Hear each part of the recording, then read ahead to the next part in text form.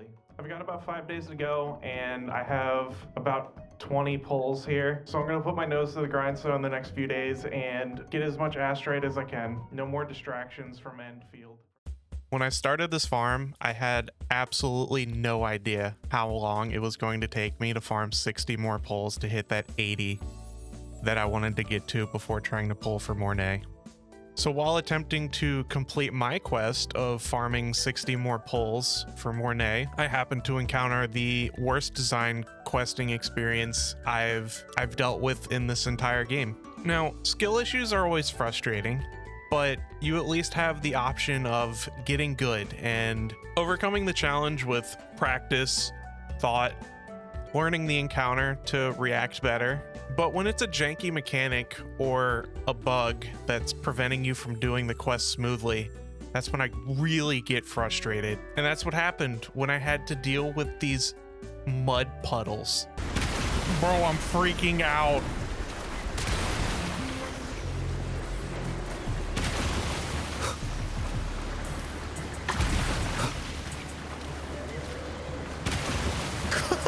How am I supposed to clear the mud? It won't work. It started off not so bad. You had to do the point defense and clear up the mud puddles and deal with the spawning tacit discords. And I was like, okay, this isn't so bad. But what started to happen was I would use the item to clear the mud puddles or, clear the invulnerability off the monsters that I had to kill, and it just wasn't working. I would stand in what I thought was a perfectly fine spot to hit them with the item to clear up the mud puddle, and it just wouldn't happen.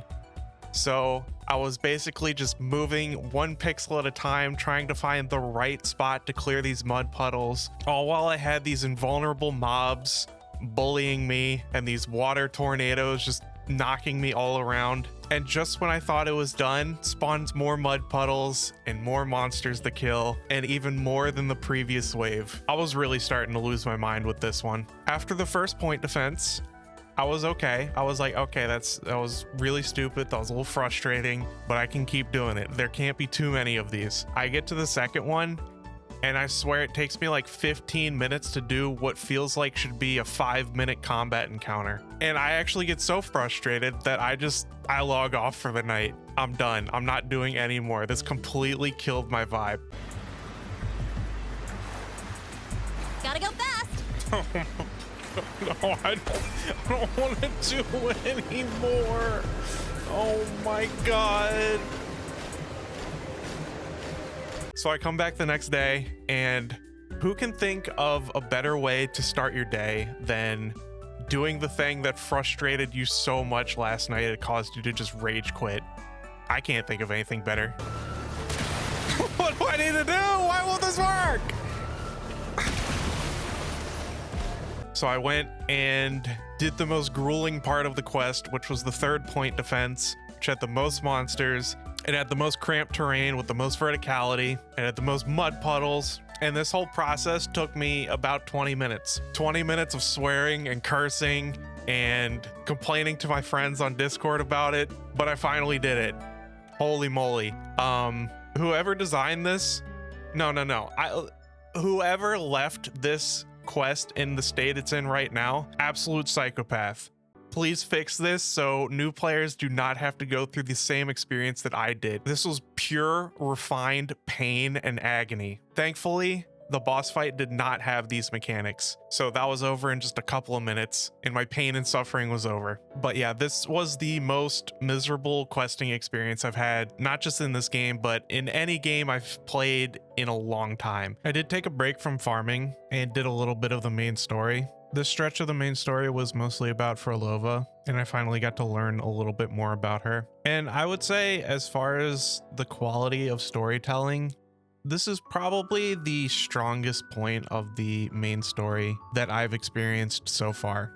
I generally enjoy more tragic tales. I find them more interesting. Maybe that just says something about me. But Phrolova's backstory is a classic tale of survivor guilt, obsession with the past, wanting to reclaim what she lost no matter what the cost, and really kind of just lost sight of reality and the ability to move on amidst her obsession with bringing back the dead, or at least finding a way to keep them alive indefinitely. And she used the Fraxidus as a means to an end.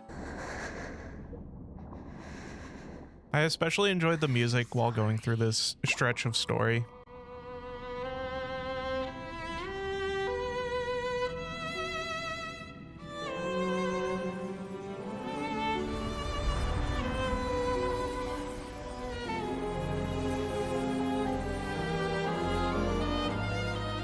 The haunting melodies and the slightly dissonant tunes really set an uneasy atmosphere for the uneasy alliance between Rover and Phrolova.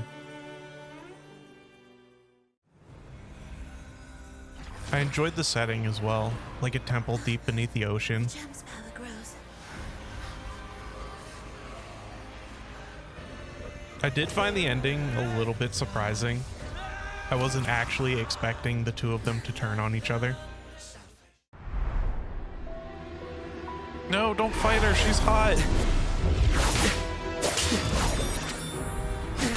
Well, I guess it was more like Phrolova turning on Rover, because he genuinely did seem like he wanted to help her move on and start over. And for a while there, it seemed like she was interested in starting over as well. Every element came together well to create the best story experience so far. Cherish every gain. Cherish every gain. 5 astrite. Cherish it. Cherish those gains. During this farming process, I managed to hit Union 50. So immediately after I did a session of farming materials to level up characters, I had to do it again. And when I got to Mortefi, I realized that he had been using a level 1-star weapon the entire time, even after I had already leveled up a weapon for him to use. So that would probably explain why he was doing basically no damage when I used him in the tower. So since I am using Linnae, I'm constantly being sent to 3.0 zone to farm materials for her, like skill materials and ascension materials, you know, stuff like that. And it got me thinking, like, the motorcycle is really cool, and the zone is obviously designed with the motorcycle in mind. But I feel like Kuro kind of shot themselves in the foot by introducing flying, because flying is just like the ultimate method of exploration. Nothing can top it. And while I'm riding around on this motorcycle, all I can think of is like, wow, this thing's cool. I like being able to grapple and jump really high, and I like the autopilot feature. But you know what? Well, hang on, you've just... No, I like it. This is brilliant, but I like this. I would rather just fly. I could fly in the previous zone, and I could fly in the 1.0 zones. Just let me fly now. I don't necessarily think that flying is bad for the game, but, you know, as my friend Mike Ehrmantraut would say, That's a bell you don't unring.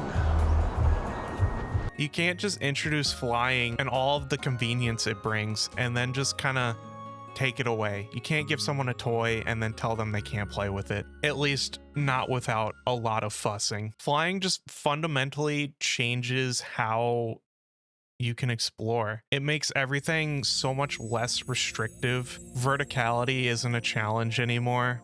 You know, rivers, huge gaps, none of that matters because you can just fly over it. And Wuthering Waves isn't the first game to have this issue of introducing flying and then wanting to take it away later, because all of the challenges that come with designing levels or designing maps with flying in mind. It's hard. Like, just look at the 1.0 zones. How much exploration is simplified with the addition of flying. And so now with every zone they design after flying, they either have to make it with flying in mind or just, you know, restrict it as they've done. And obviously it's gonna bother people. Anyway, so it was just like a little observation I had while exploring this area and gathering materials and all that jazz. I'm interested to see how they're gonna deal with this problem in the future, because the easy way is to just continue to allow flying in all the new zones, but it will come at the cost of them not being able to deliver the exploration experience that they want to deliver. So while I was exploring Black Shores, I was intrigued by these little combat challenges, but I do have a few gripes with them. Like, for one, I don't know if my characters are just really underpowered, but these mobs were just super spongy. And while they were pretty simple, like most of the time they were pretty slow moving, and had very telegraphed attacks. Except for the pufferfish. I don't know what it was, but I kept getting stomped by this freaking pufferfish. It took me like 10 tries to get it. All these slow-moving attack patterns and simple mechanics were counterbalanced by the fact that if you get hit by anything, you're dead. You know, super spongy enemy with one-shots. It's kind of like a recipe for a frustrating experience right there. And like with the swarm boss, if you didn't keep them all together, they just like kept healing each other to full the entire time, so you just had to reset. Again, I don't know if I was just underpowered for these encounters, but they felt like frustrating designs. And I hope that if there's any of these combat challenges awaiting me in future content, I hope they're a little bit better designed. I've done some of the combat challenges in Renacida, and they're not too bad. So here's to hoping. Little bro's gonna give Chris Redfield a run for his money.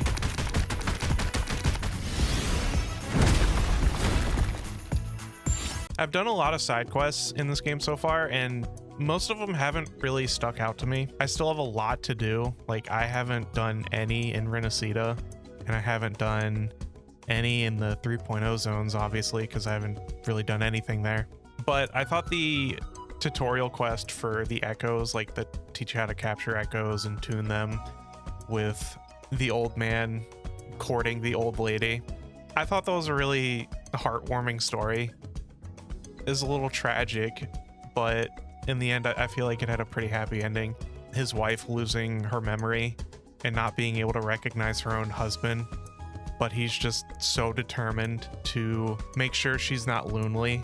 So he's just courting her day after day after day and constantly getting rejected, while also being told stories about himself and how he doesn't compare to his wife's husband, even though he is her husband. It was a little bit tragic, a little bit silly, and a lot of bit heartwarming, and I'm glad that it had a happy ending. Well, mostly happy ending. I completed every region of Huanglong, at least enough to get 100% exploration. There's still like a handful of chests and side quests there, but I'm guessing it doesn't even amount to a single pull, what's left over. Most of these regions were pretty comfortable completions. Like, I didn't have to look up any videos or anything for like hidden chests or where the caskets were or where to do the side quests. The one exception was Desserrock Highland, where most of the chests were hidden behind either like rocks or puzzles or like time challenges, you know, stuff that the loot mapper doesn't track. I don't really like having the expectation of the loot mapper showing me where all the chests are and then kind of just walking that back and hiding most of the chests anyways, and not really having a way to track where they are in the game aside from just like dumb luck or looking up a video. Like, when it comes to doing exploration completions, you can very easily just like miss 1, 2, 3, 4 several things just because it's in like a certain spot you don't think to look, but you've been to that area so many times. Like, I know one spot, there's one of those little butterfly pillars to get a casket, and to get the butterflies you had to go around and break these like barely noticeable vases to spawn them, and then that's how you unlocked the casket. I would have never figured that out on my own because I kind of just ignore breakable objects most of the time. And I distinctly remember just like flying around that area looking for the butterflies and could never find them. But yeah, aside from Desserrock Island, every zone was comfortable to complete, except I guess for the Mire and its really stupid exploration quest that drove me absolutely insane. But we can move on from that. And it was the same with Black Shores. I did drop the Soul 3 phase to have a little bit of an easier time with the combat challenges in Black Shores, but other than that, and the couple of boss fights that I struggled with, it wasn't too bad here either. But even after all that, I didn't quite have the 80 pulls I wanted, so I did do a bit of Renacida exploration. Not a whole lot. I still have most of it left to do, and I imagine I'll be needing those pulls for 3.1. The farming continues. Have I got them all yet? Oh my god. Oh my god, I'm done. Oh my god. Oh my god. I'm done. I'm done farming. Okay, it's time to pull after all that farming. I hope it doesn't take all 80 to get her.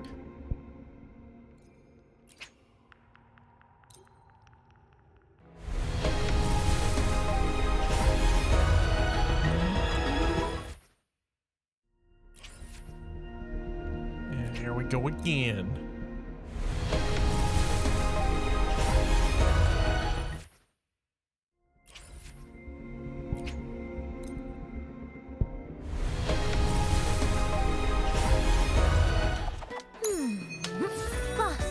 What matter do you seek answers for today?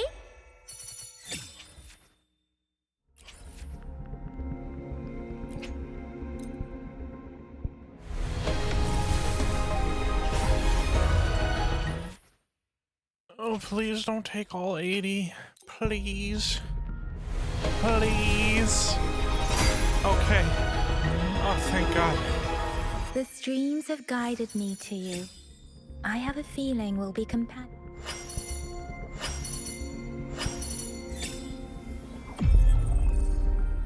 I need not wait for a starry night, nor tilt my gaze to seek the sky, for I have placed it at my back, in my hands, and upon my eyelids.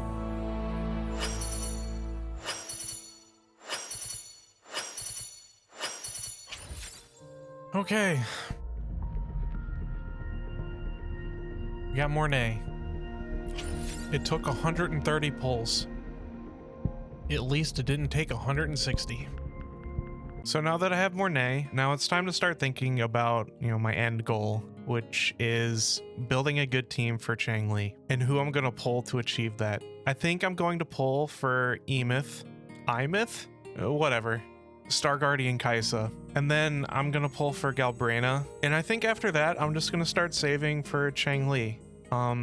I really do want to get her to Synchro 6. With Lene and Mornay, I can kind of just use whoever as a third character. And I really like Galbrena's design, so I want to pull for her, and I think she works well with Changli anyways, so it makes sense. So for this patch, that's my plan, is to pull Imith and her weapon and Galbrena.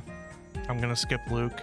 It would be nice to pull for Lupa as well, but I'm just gonna skip her because I definitely don't think I'm gonna have enough pulls. It's probably gonna be tough to have enough pulls to get everything that I want in this patch already. And then the hoarding begins. And that just about wraps up this video. This was about 20 hours of playtime in just a few days, all condensed into this video. I really didn't want to miss out on Mornay, and I didn't want to have to wait for her banner to rerun, since having Lene and Mornay is like such a powerful duo. I still have a lot of things to do in Wuthering Waves, so I'm not quite sure what to expect for the next episode, but I guess we'll all find out when I release it. Anyways, guys, thank you so much for watching. Please like and subscribe if you enjoy my content, and I will see you next time. Bye!